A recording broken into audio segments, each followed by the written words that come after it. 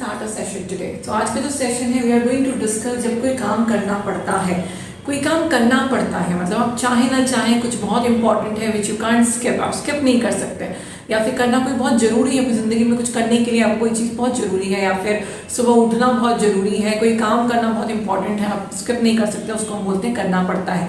करना पड़ता है के लिए हम हेल्पिंग वर्ब यूज़ करते हैं हैज़ टू या हैव टू। हेल्पिंग वर्ब आपकी हेल्प करती है कि ये बताने के लिए कि आपकी बात का मतलब क्या है।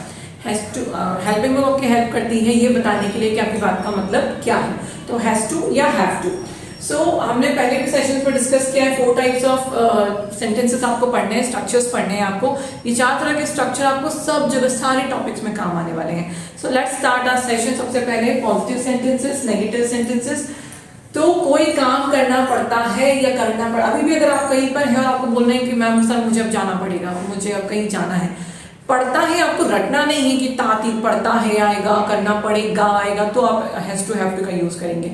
कोई भी चीज जो इंपॉर्टेंट है यू कांट स्किप। जैसे अभी आप कोई क्लास में है एंड आप अपने फैकल्टी को बोलते हैं कि मैम मुझे जाना है, तो कोई चीज इंपॉर्टेंट है, आपको क्लास से अभी निकलना पड़ेगा, तो आप बोलते हैं कि अब मुझे जाना है, अब मैं चलता हूँ, मतलब कहीं पहुँचना है मुझे, अभी कितने आधे घंटे में मुझे कहीं पहुँचना है। तो यहाँ पर पढ़ता है तो नहीं आ रहा है, पढ़ेगा तो नहीं आ रहा है, बट फिर भी आपकी सेंटेंस किसका है, has to and have to का।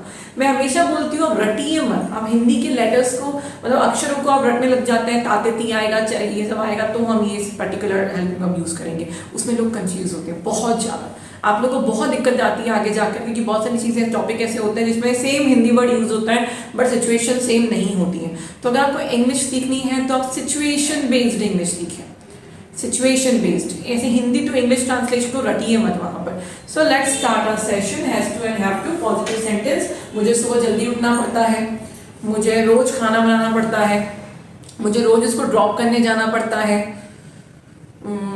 और मुझे ओवर टाइम करना पड़ता है, मुझे ऑफिस में ओवर टाइम करना पड़ता है, राइट। तो ये सब काम करना पड़ता है, किसका क्या हेल्पिंग वर्ब यूज होगा, जब सामने वाले को ये बताना है कि भाई मैं ये काम करता हूँ, कोई काम इंपॉर्टेंट है, मेरे को करना जरूरी है, तो इसके लिए आप लगाएंगे हैज टू या have to.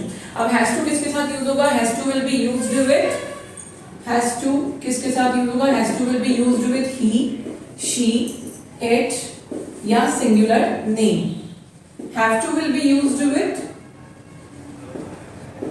I, we, you और they, right? they के साथ यूज होगा। अब लेट्स मेक, मुझे सुबह जल्दी उठना पड़ता है, किसको उठना पड़ता है, सब्जेक्ट कौन है, मैं। सब्जेक्ट मतलब वो इंसान जो काम करता है उसको हम क्या बोलते हैं, सब्जेक्ट। अब हेल्पिंग वर्ब क्या लगेगी, हेल्पिंग वर्ब का मतलब होता है कि जिस जो मुझे बात बोलनी है उसके लिए हेल्पिंग वर्ब मुझे हेल्प करती है उस बात को एक्सप्रेस करने के लिए, उस बात का मतलब बताने के लिए। तो मैं कोई जरूरी काम की बात कर रही हूँ, इंपॉर्टेंट काम की बात कर रही हूँ, तो हेल्पिंग वर्ब क्या लगेगी, हैव टू या हैज टू। तो मुझे सुबह जल्दी उठना पड़ता है, मतलब मैं स्किप नहीं कर सकती, जरूरी काम होता है तो जल्दी उठना पड़ता है। सो आई के साथ क्या लगेगा, आई के साथ क्या लगेगा, आई के साथ लगेगा have to. So I have to. अब काम, वर्ब मतलब काम, वर्ब मतलब काम, तो काम क्या करना पड़ता है, उठना पड़ता है। उठने के लिए क्या बोलते हैं, वेकअप भी बोला जाता है, गेटअप भी बोला जाता है। I am going to take get up here, so I have to get up. ये हो गया आपका वर्ब। अब यहाँ पर ऑब्जेक्ट प्लस अदर वर्ड्स आप कर सकते हैं। So I have to get up in the early in the morning. I have to get up early in the morning. उसे डेली उसको ड्रॉप करने जाना पड़ता है, उसे डेली उसे ड्रॉप करने जाना पड़ता है। तो इसको देखिए आप इस तरह बना सकते हैं, she has to go to drop her every day, she has to go to drop him every day, या फिर she has to drop him every day, she has to drop him every day, या she has to go to drop him. इसको बड़ा बनाने की जगह मैं एक छोटा सा एग्जांपल यहाँ पे ले रही हूँ, किसे जाना पड़ता है, उसे जाना पड़ता है। तो उसे के लिए हम क्या बोलते हैं, उसे के लिए सब्जेक्ट कौन होगा, जो काम करता है वो कौन होता है, सब्जेक्ट होता है। उसे के लिए अगर लड़का है, मेल है, तो हम क्या बोलते हैं ही, फीमेल होती है तो हम क्या बोलते हैं शी। तो शी किसके साथ लगता है, शी के साथ हैज टू लगेगा, she has to drop him every day, she has to drop him every day, she has to drop him every day, right. चलिए, और मुझे रोज तुम्हें ये चीज याद दिलानी पड़ती है, मुझे रोज तुम्हें ये बात याद दिलानी पड़ती है। हम बोलते हैं ना, तो कैसे बनेगा, मुझे रोज तुम्हें ये बात याद दिलानी पड़ती है। किसको याद दिलानी पड़ती है, मुझे दिलानी पड़ती है। काम कौन करता है, मैं करता हूँ। तो सब्जेक्ट कौन है, मैं हूँ। तो मैं के लिए, सब्जेक्ट के लिए क्या आता है, आई आता है। So I have to remind you this thing every day, I have to remind you this thing every day, right. तो और क्या सेंटेंस सकता है, whatever sentence you are going to make. से इंग्लिश इज अ लैंग्वेज, भाषा बोलने से आती है। Next let's come on the negative sentences. Negative sentences की बात करते हैं। कोई काम आपको नहीं करना पड़ता है, मुझे रोज नहीं जाना पड़ता है। जब भी मुझे उनके पास काम का लोड ज्यादा होता है तो मुझे जाना पड़ता है उनकी मदद के लिए, नहीं तो मुझे रोज वहां नहीं जाना पड़ता है। मुझे रोज वहां नहीं जाना पड़ता है। तो हम ये नहीं कर सकते, मैंने आपको पहले वाले सेशन में बताया था कि हैव नॉट टू नहीं कर सकते मॉडल्स में। You have to use one more helping verb there, we call this second helping. हम उसको क्या बुलाते हैं, सेकेंड हेल्पिंग वर्ब। जब भी प्रेजेंट में आपको सेकेंड हेल्पिंग वर्ब की जरूरत पड़ती है तो कौन आपकी हेल्प करता है, डू या डज। जब भी प्रेजेंट में आपको सेकेंड हेल्पिंग वर्ब की जरूरत पड़ती है तो कौन हेल्प करता है, डू या डज। तो डू या डज आप कब लगाएंगे, जब भी आप नेगेटिव या इंटरोगेटिव बनाएंगे। जब भी आप नेगेटिव या इंटरोगेटिव बनाएंगे, नेगेटिव मतलब जिसमें नहीं आता है, इंटरोगेटिव मतलब जब क्वेश्चन पूछते हैं मॉडल्स में, तो आपको किसका यूज करना है इस टॉपिक में, डू या डज का। अब now do will be used with, do किसके साथ यूज होगा, do will be used with I, we, you और दे। डज किसके साथ यूज होगा, ही, शी, इट या फिर सिंगुलर नेम। अब बात करते हैं कि मुझे वहां रोज नहीं जाना पड़ता है, तो किसको नहीं जाना पड़ता है, सब्जेक्ट कौन है, किसे काम नहीं करना पड़ता है, जो काम करता है, जो काम नहीं करता है उसको वो सब्जेक्ट होता है। सो आई, आई के साथ डू या डज, आई के साथ डू आएगा, राइट, आई के साथ डू आएगा। So I don't, do not का short form, do plus not, इन दोनों का शॉर्ट फॉर्म मैंने क्या कर दिया, don't. I don't, main helping verb जो मेरी बात का मतलब बताएगी, मेन हेल्पिंग वर्ब जो मेरी बात का मतलब बताएगी। मेन हेल्पिंग वर्ब क्या है, कोई काम मुझे नहीं करना पड़ता, इतना इंपॉर्टेंट रोज जाना जरूरी नहीं होता है, तो जो काम जरूरी होता है जरूरी नहीं होता है उसके लिए मेन हेल्पिंग वर्ब कौन सी लगती है, हैज टू या have to. So I don't have to, I don't have to go, verb क्या लगेगी, where is the verb, here verb, right. I don't have to go there every day, I don't have to go there every day. Whenever they are having a workload, so they call me and that time I will go there, so I don't have to go there every day, I don't have to go there every day. Negative sentence और कोई, she doesn't, जैसे सबको किसी को document submit करनी है, right, तो आप पूछते हैं कि क्या उसको यहाँ आना पड़ेगा साइन करने के लिए, तो आपको वो जो वहाँ पर बैठे हैं रिसेप्शन पे या जो भी वहाँ पर any concern person is there, so the person is telling you कि नहीं, she doesn't have to come here, she doesn't have to come here, you can do the sign and you can submit the documents, right. उसे यहाँ आने की जरूरत नहीं पड़ेगी, उसको यहाँ नहीं आना पड़ेगा, आप अपनी साइन करके डॉक्यूमेंट सबमिट कर सकते हैं। सो उसे नहीं आना पड़ेगा, उसे के लिए, मेल के लिए ही और फीमेल के लिए शी का यूज किया जाता है। तो सब्जेक्ट कौन है, उसे शी, शी के साथ डोंट नहीं आता है, डजंट आता है, शी के साथ डोंट नहीं आता है, डजंट आता है। She doesn't have to, she doesn't have to come to sign, she doesn't have to come to sign, you can do the sign and you can submit the documents. अब now here you have to take care one thing, आपको यहाँ पर एक चीज का ध्यान रखना है कि जिस तरीके से हमने पढ़ा था has to या have to का यूज किया जाता है, has to he, she, it और name के साथ क्या लगाया जाता है, has to। हमने यहाँ पर ये पढ़ा था, this is the rule which we discussed, तो has to किसका लगाया जाता है, he या she के साथ। अब यहाँ पर she है, still we are using have to, हम यहाँ पर अभी भी have to लगा रहे हैं। So the rule third is there which you have to remember, rule third ये है कि जब भी whenever you are using does, जब भी आप does का यूज करेंगे, there is no need to use has to there, there is no need to use has to there, you have to use have to, you have to use have to there, you have to use have to there। So does का use करेंगे तो has to नहीं लगेगा, सिर्फ have to लगेगा। मतलब has to सिर्फ और सिर्फ कहाँ लगने वाला है, has to सिर्फ और सिर्फ पॉजिटिव सेंटेंसेस में लगने वाला है, अफर्मेटिव सेंटेंसेस में लगने वाला है, और कहीं पर भी has to का यूज नहीं आएगा। Let's come on the interrogative. अभी तक हमने बात की कि हम बताते कैसे। देखिए दो तरह से हम बात करते हैं, पहले भी हमने बात की थी, पहले भी हमने समझे थे, मेरे शुरू के लेक्चर्स में हमने समझाया हुआ है। हम दो तरह से बात करते हैं, या तो हम किसी को कुछ बताते हैं या हम किसी से कुछ पूछते हैं। तो हम बताते भी दो तरह से हैं, या तो हम पॉजिटिव में बताते हैं या नेगेटिव में बताते हैं, हाँ भाई गया था, या मुझे करना पड़ेगा, या मेरे को जाना पड़ेगा, या मैं जाता हूँ, जाना पड़ता है, नेक्स्ट में जब नहीं आता है तो क्या हो जाता है, नेगेटिव सेंटेंसेस हो जाते हैं। तो जब हम बताते हैं तो या तो हम पॉजिटिव में बताते हैं या चलिए, तो हम पूछते भी दो तरह से हैं, सिंगल इंट्रोगेटिव या फिर डबल इंट्रोगेटिव। जिस आंसर में यस और नो की ज्यादा वैल्यू होती है, जिस आंसर में यस और नो की ज्यादा वैल्यू होती है, हम उसे बोलते हैं सिंगल इंट्रोगेटिव। जिसमें आपको डिस्क्रिप्शन देना पड़ता है, डिस्क्रिप्शन इंपॉर्टेंट है, यस और नो नहीं बोल सकते, you have to give an answer, आपको आंसर देना पड़ेगा, नंबर बोलना पड़ेगा, नाम बताना पड़ेगा, उसके लिए आप बताते हैं, टाइम बताना पड़ेगा, उसके लिए हम क्या बोलते हैं, डबल इंट्रोगेटिव, जिसमें यस और नो ज्यादा इंपॉर्टेंट रहता है। जैसे कि मैं इन्हीं को क्वेश्चन बना लेते हैं, इन्हीं आंसर्स को।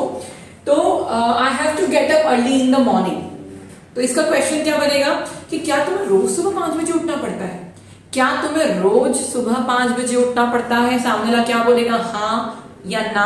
हाँ मुझे सुबह 5 बजे उठना पड़ता है, नहीं मुझे रोज नहीं उठना पड़ता है, बाद में वो जो भी बोले, पर शुरू में हमारे लिए आंसर क्या इंपॉर्टेंट है, यस या no. What we want to listen, yes या नो।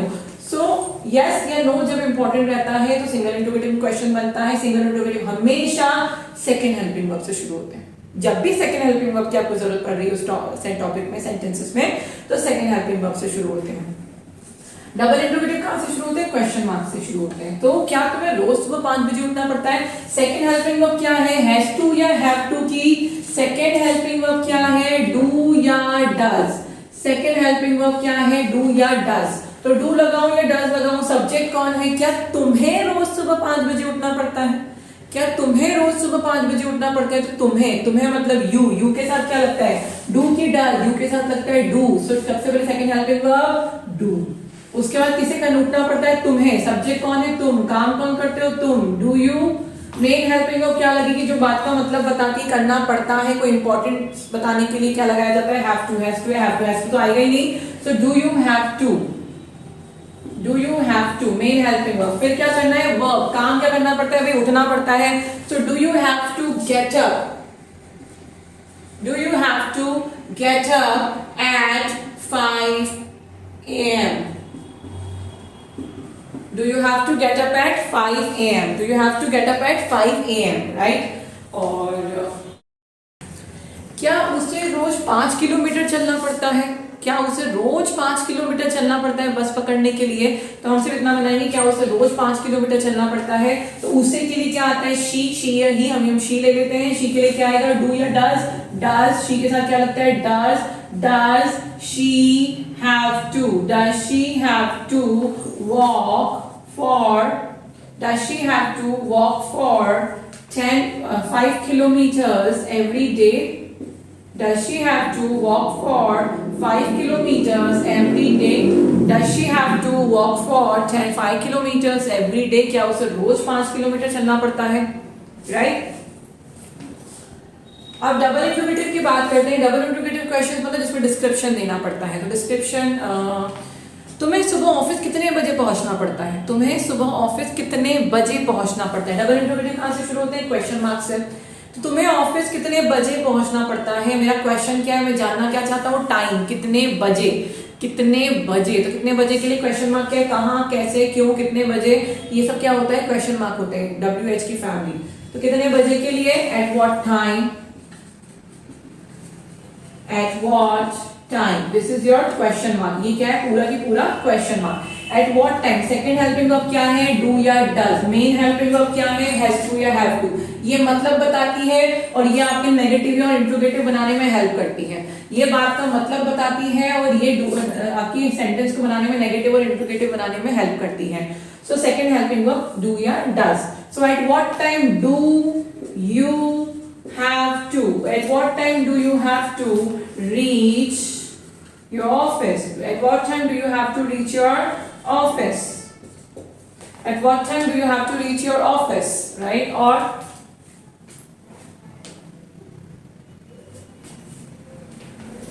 उसे रिपोर्ट कितने बजे भेजनी पड़ती है, उसे रिपोर्ट कितने बजे भेजनी पड़ती है, ये कितने बजे तक भेजनी पड़ती है, उसे रिपोर्ट कितने बजे तक भेजनी पड़ती है। सो कितने बजे तक के लिए क्वेश्चन क्या, कितने बजे तक के लिए, उससे क्वेश्चन मार्क क्या लगेगा, कितने बजे तक। Till what time, till what time does she have to send the report, till what time does she have to send the report, till what time, क्या what you need to do, आपको क्या करना है, बहुत ही आसान है, formula आपके सामने है, क्वेश्चन मार्क, मेरा क्वेश्चन क्या है, कितने बजे तक मुझे जानना क्या है, क्या उसका लास्ट टाइम है, क्या उसकी डेडलाइन होती है, क्या उसका टाइम होता है जब तक उसको रिपोर्ट भेजनी पड़ती है, तो कितने बजे तक मुझे टाइम जानना है, मेरा क्वेश्चन क्या है, टिल व्हाट टाइम, ये क्या है, पूरा की पूरा क्वेश्चन मार्क है। फिर second helping verb, second helping verb क्या होती है, डू या डज, प्रेजेंट में क्या होती है, डू या डज, तो टिल व्हाट टाइम शी की बात हो रही है, शी के साथ क्या आता है, डज आता है, तो does, subject she, main helping verb have to, और वर्ब क्या है, भेजना, काम क्या करना है, भेजना, तो भेजने के लिए क्या आता है, सेंड, सेंड, ऑब्जेक्ट क्या है, the report, till what time does she have to send the report, till what time does she have to send the report, मैंने सबके मतलब बताए हुए हैं, ऑब्जेक्ट क्या होता है, वर्ब क्या होता है, सब्जेक्ट क्या होता है, ये सब चीजें बहुत ही डिटेल में मैंने डिस्कस की हैं आपसे मेरे प्रीवियस लेक्चर्स में, so you can watch my other videos and you can see that कि what are the detail, like what are the details of these terms, इसके terms की meanings क्या है, details क्या है, कैसे यूज किया जाता है। I was little quick in that particular topic, I will quick in that particular topic, मैं इसलिए क्विक थी कि मुझे ऐसा लगता है कि आप लोगों को पहले वाले लेक्चर से समझ में आ गया होगा, तो इसलिए सिर्फ हम हेल्पिंग वर्ब को चेंज करें, otherwise this is the same way which we used in the last topic, which we used in the last topic, जो हमने पिछले टॉपिक में यूज किया था, सेम तरीका हम यूज कर रहे हैं, सब चीजें सेम है, सिर्फ हेल्पिंग वर्ब चेंज हो गई है और किसी चीज का डिफरेंस नहीं है। So you have to see the other videos to make it more clear, otherwise this is the topic which we have covered up today. I want you guys, if you are getting my point, if you are understanding whatever I'm like making you understand whatever I'm teaching you, अगर आपको समझ में आ रहा है तो बहुत अच्छी बात है। If you want me to make it more easier, अगर आप चाहते हैं कि मैं इसको और इजी बनाऊं तो kindly comment below, आप मुझे बताएं कि इसको और इस तरीके से पढ़ाएं और नेक्स्ट टॉपिक मुझे कौन सा लेना चाहिए। मैं अपने हिसाब से I'm taking the all the modal, covering the all the modals here, tense here I'm going to do it. So but आप कोई पर्टिकुलर टॉपिक जिसमें आप बहुत ज़्यादा कंफ्यूज होते हैं, बहुत ज़्यादा आपको प्रॉब्लम आती है, तो आप you can ask me, I will clear the particular topic for you. Thank you so much, bye bye, have a great time.